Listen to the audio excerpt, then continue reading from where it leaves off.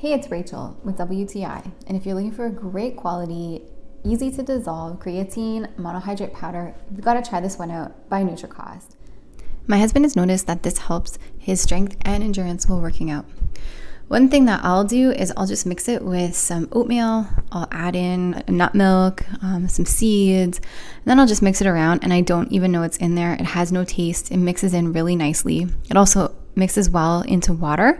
I don't use cold water. I'll use room temperature, and I find that helps it mix up even quicker, and there isn't a taste to it at all.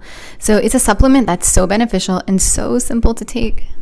So each scoop is 5 grams of creatine, and it is 1 kilo. This is a lot of creatine. And I know everyone's different, but I personally didn't notice an upset stomach while taking this. So if you're looking for great quality creatine, try this one out. 200 servings. We love it, and that's our point of view.